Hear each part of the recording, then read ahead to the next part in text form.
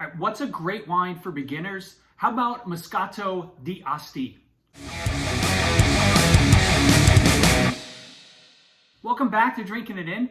I am your host, Chris Casara. We are here to help you know more and drink better. And today, I figured it would be a good idea to talk about Moscato D'Asti. Moscato in general, because I actually opened a bottle recently, and they're just fun. They're easy wines to drink, and I think it's a really good beginner wine. So if you're somebody who is getting into wine, but doesn't want something that's really going to make you think too hard, but just, something that's fun by the pool, outside, or whatever, Moscato is definitely something to check out. It's fruity and flowery. The fruits that I generally get in a Moscato: oranges, maybe some lemons, but more apricots and peaches than anything else. It is remarkably low in alcohol. So this particular wine, which we'll taste in a moment, is 5.5% alcohol. So when you think about like big red wines that are 14 to 16%, even when you think of some decent white wines that you might be drinking that are in the 11 to 13% range, this is less than half. So really means that you can drink this entire bottle without really feeling it. I don't recommend that, but just as an example. So this one is a Moscato D'Asti. You also may have heard of Asti Spumante. The Moscato D'Asti has like a little bit of bubbly character to it, whereas like Asti Spumante or something like that, where you can see it kind of comes up. There are little bubbles, frizzante, the Italians call it, where Asti Spumante is more of your traditional sparkling wine that has a lot of bubbles in it. Let me tell you what this wine is. This is the Tintero Moscato D'Asti, imported by Kermit Lynch. So if you're shopping the back label, right, you want to look for good importers. Kermit Lynch, a fantastic name. They do the hard work for you, right? So you can, you generally know you're buying a really good wine. And this is a 2023 vintage, and it is from the DOCG of Asti. Now, I laughed. I said, "Oh, you can drink the whole bottle without it really impacting you from an alcohol perspective." But that's what? That's going to be 560 calories. This is the first time I've seen nutrition facts on a wine bottle, and it's. I wonder if it's a trend, or if there are some just one-offs on this stuff. Because I think if people actually knew how much, how many calories are in a particular alcoholic beverage, they might think twice. So maybe that's a good thing. When I had a couple of glasses out of this, and I didn't even notice the nutrition label until I was looking. I'm like, oh, I wonder what vintage this is. And I was like, holy crap, 112 calories per glass. Makes sense.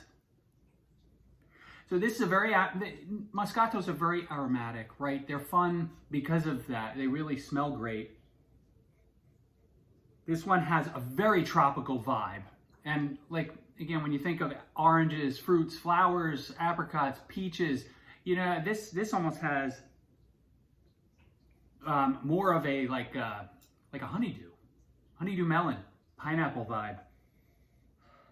But that peachy, more peach and apricot definitely comes through.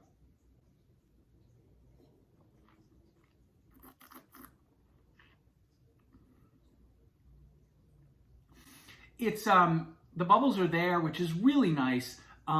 It's very light on the palate, as you might expect. I could easily drink, it's almost like this is just like apple juice, and you can just drink it without any concern. But there is a little, I don't know. There are a couple thoughts that this provokes, right? This is a great wine for beginners. This is a wine that could be served as an aperitif when you maybe have guests over, right? A little something that is not going to knock them sideways, but, you know, kind of get their taste buds going. If you think, now I don't always think of food pairing. I don't want to always think of food pairings when it comes to discussing a wine, because I feel like that's kind of not a problem, but it's an issue that I have with the wine world. It's like we always have to talk about, whoa, what wine, you know, what food would you pair with this wine? Where, you know, a lot of wines are just, you know, why don't we just enjoy drinking them and have some fun drinking a wine as opposed to having to think about it and think of like, what would I pair with this? But that being said, Moscato is amazing with like spicy Asian food. So if you're thinking Thai, or if you think Thai food, right? Spice really wants some sweetness, right? You want to balance off the spiciness of the food, so there's some sweetness in the wine. And also with spicy food, the main rule you want to observe, not necessarily from a food pairing, but just from a pure pleasure perspective, is you don't want high alcohol wines with spicy food, because it will amplify the spice. So this is like perfect. It's borderline the low, it might be the lowest alcohol wine that certainly I've had. So, you know, spicy foods, you want low alcohol. So that's why Riesling also does really well with spicy Asian food. You know, that's all I have for you today. Get out there, try a Moscato. This one's a really nice one, Tintero. I've seen a few of their wines on shelves. I've enjoyed the Sirocco Moscato, which is you know, very well distributed. So, you know, you should be able to find something. They're not going to break the bank. $15, $12, $10 and under even in some cases. Let me know what you think.